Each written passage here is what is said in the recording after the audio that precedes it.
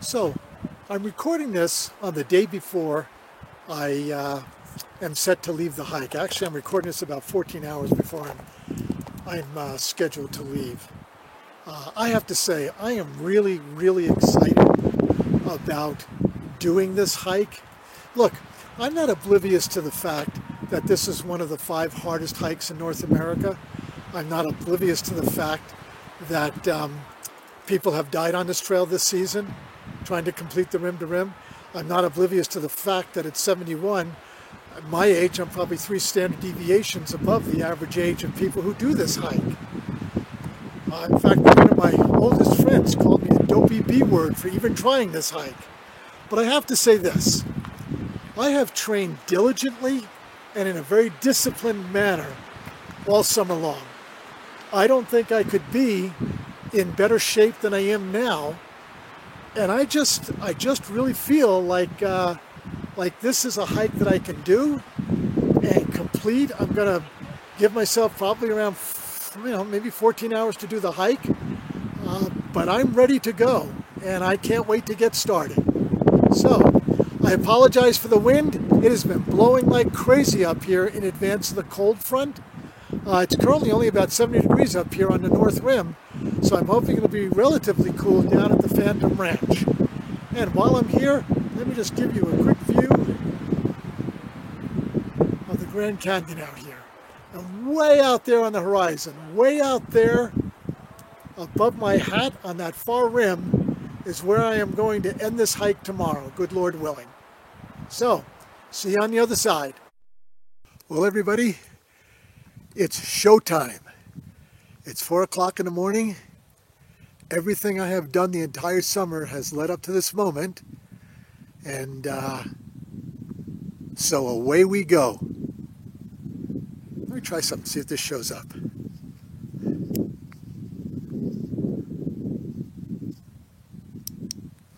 Yeah, there we go.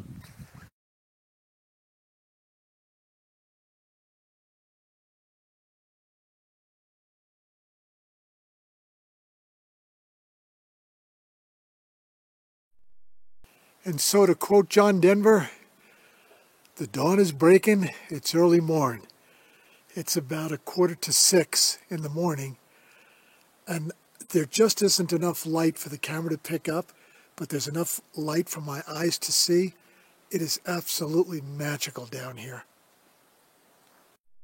There may be just enough light now to be able to see into the canyon, at least onto this wall.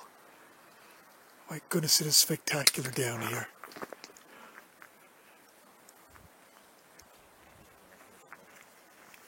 Just spectacular. And so here we have this waterfall that's just erupting out of the side of the mountain. I'm just going to swing around a little bit, and up there, beyond the tops as far as you can see, is where I started this hike this morning. And then looking right over here is looking due east. At this point I expect I'm about 2 miles from the end of the downhill, and you know, so far it hasn't been that bad.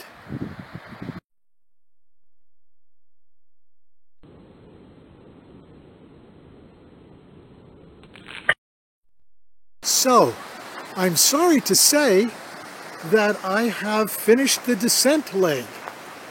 Dropped down 6,000 feet in about 7 miles.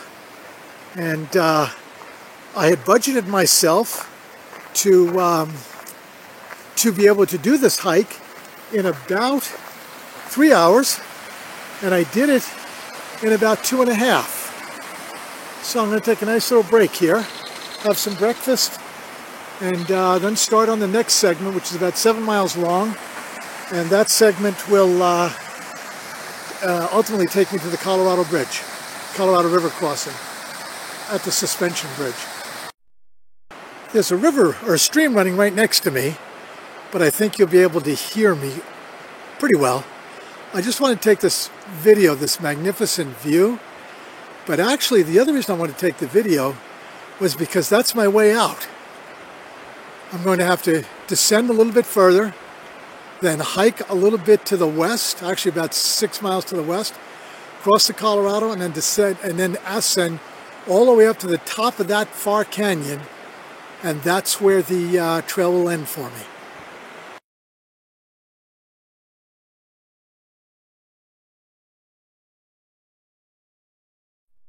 The reason the temperatures get so high here in the box is because not only do you get the heat from the overhead sun, but the rocks again are so close to the trail that it reflects that sunlight back down too. Some people actually don't call this area the box, they call it the oven. This is a pretty good example of just how tightly the canyon walls surround the hiking trail. This is the hottest part of the box that I'm entering into right now. So right now, as you can see, I am in the heart of the box. They had torrential rains here just 2 days ago, and they have washed out the trail. Look at these cliffs are going up probably 800 feet above my head. They had a torrential rainfall here just a couple days ago, and it's actually washed out the trail. As you can see here, the trail is right over there. It looks like a heavy downpour came through off the top of this crevice and washed out the trail. I have to say, this is just incredibly spectacular country. I am so happy I've done this hike today.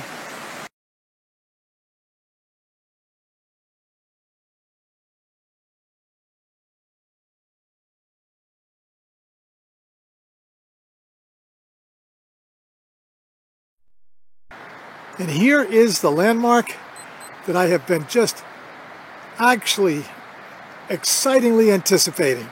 This is a silver suspension bridge over the Colorado. I'm 14 miles in, and I actually made the 14 miles in about 6.5 hours. So this is where the rubber meets the road. I cross this bridge, and I've got a 10-mile uphill out of the canyon, and it is the most grueling part of the hike. We'll see how I do. So here I am getting ready to cross the mighty Colorado. So here I go across the mighty Colorado on this gorgeous, absolutely truly gorgeous suspension bridge.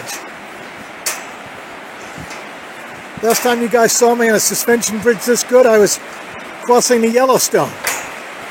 But here we go. When I get to the center, I will swing right and left so that you guys can see the Colorado as it's coming down through the canyon. Here we go. And this is looking generally due east. We'll swing back around toward the Phantom Ranch. There's a second bridge down there called I think they call it the Brown Bridge. And then here we are looking down the mighty Colorado as it flows out toward the Sea of Cortez. And then this mean monster is just the first cliff face that I have to summit in order to get out of the canyon. So I've got somebody coming here. What I'm going to do is walk by him, and that way we can continue with this hike across this fabulous bridge. The water is so dirty today because the thunderstorms I was telling you about, I've just dumped tons and tons of silt into the water. So what I'm going to do here is I'm just realizing this is probably a better view of the Colorado than the view that I just showed you. So here we are looking upriver, and here we are looking downriver, and I've got somebody else crossing the bridge here. I don't want it to be in my video, so what I may do when I get closer is I will just turn to the side again and look up the cliff face. Man, that looks like a mean mother. Just a mean mother of a hike. if you look over, you can see some people hiking up that mountain face. Oh yeah, this is interesting. The bridge is swaying now. Okay, so I'm going to walk this way because these people have decided to stop right in the middle of the bridge here. I don't want them to be in the bridge, be in the picture. So I'm a, oh jeez, close.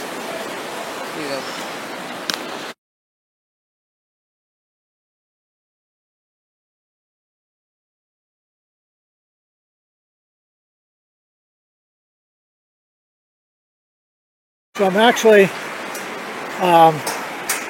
going toward the end of the bridge now. That was really crazy. In trying to get around that young man, my elbow hit the side of the bridge and knocked the phone out of my hand. And it's just through sheer luck it didn't fall into the river. Okay, that's our view. And here is our sign. And I'm going to take one more picture of the bridge in about 200 yards.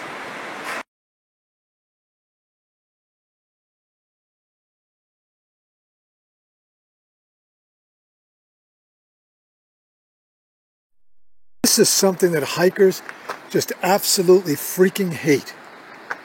And I'll just explain it to you real quickly. I've spent about the last 3/4 of a mile climbing this high up above the Colorado River. And if you look down over here to the left, the trail is going to take me right back down almost to river level. So all that effort I put out to climbing up this high has been wasted because I'm going right back down to the altitude that I was at.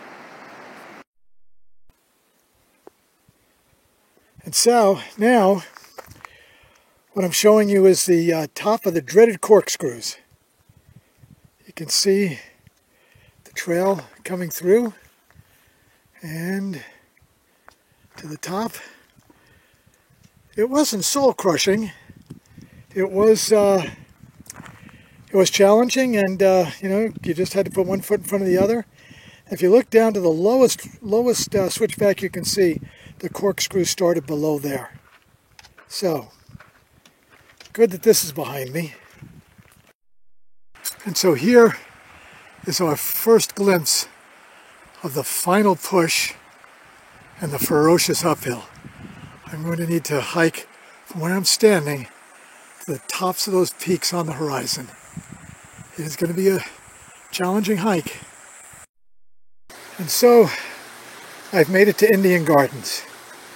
Now I'm not kidding myself. I know the worst 5 miles of the hike are still in front of me, but still I'm 19 miles into the hike at this point and I'm still feeling pretty well. So I'm going to rest up here for probably about, I'm going to probably take a 40-minute rest up here today. And this is what this lush area looks like, which is atypical for me. I usually won't take a rest that long, but I'm probably going to take about 40 minutes, change out my socks, completely replenish my water, and then onward and upward. So folks, here we are. I'm about 20 miles in. Just for perspective, if you can see the top of that mountain on the horizon, that's where I started this hike. And I hope this will come out. I'm going to try and zoom it in a little bit, but if you look at that kind of spacing, or that pass on the far horizon, or on the mountain range on the far horizon, that's actually the hike I came down. It started to move. As you look at it, it just moved straight up that canyon all the way to the top of that mountain. So, again, at this point, I'm about 20 miles in. They actually give you a grace period for about a mile after Indian Gardens. It's actually an uphill, so there's no arguing that point. But the really serious stuff, the really serious uphill, is still another maybe half a mile away before I start. And the good news is at this point I get water every 2 miles, mile and a half to 2 miles. And if you look at the top of that cliff right there, I hope it'll come out with the sun shining on it. That's where I will be ending this hike, up on the top of that cliff. So, onward and upward. So here we are at 3 Mile House. We are 21 miles in and 3 miles from the top. Let me get a quick view of this gorgeous stuff. And those cliffs that you see up there, that's where we're going to end up.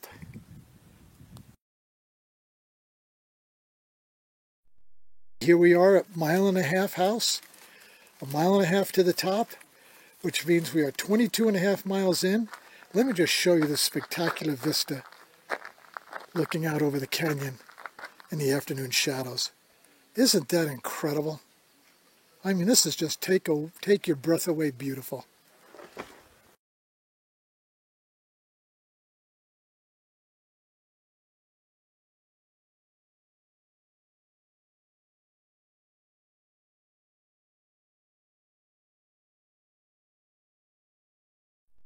So I'm probably about 10 minutes from the end of the hike. And I just wanted to give you guys a vista here of what I've been looking at coming up out of the canyon. And that top tableland that you can see clear across the canyon, that's where I started this morning. And that long shadow, that long north-south shadow, that's the trail I came down. But, you know, oh boy. I have to tell you, I feel really good. And I don't think I've got a single blister on my feet. I'll check later tonight, but it doesn't feel like I have one. You know, again, as I said, I feel good. This is a tough hike. It would be ridiculous for me to suggest that it wasn't, or that it isn't. But I do have to say, as I said in the beginning, I trained diligently and in a disciplined way the entire summer. And my training has really, really served me well. But I feel so privileged that as I finish my 71st year, that I still have enough fire in the belly and starch in the legs to be able to do a hike like this. So I wish I could be a little bit more eloquent and say something really inspirational, but I'm a little bit tired and I'm ready to call it a day. By the way, it's going to actually take me almost 14 hours to get this hike done, which surprised me, but I did film a lot, as you have noticed, and in addition to that, I took a lot of photographs. I also took some rests and some breaks, so in the end, it's going to take me 14 hours. Okay, I'm going to sign off now. Thank you for joining me on this hike.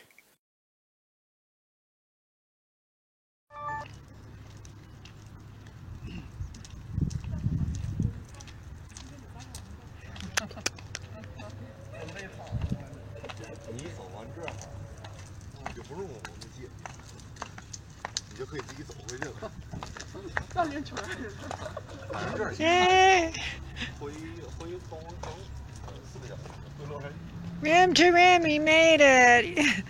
How does it feel? It feels great.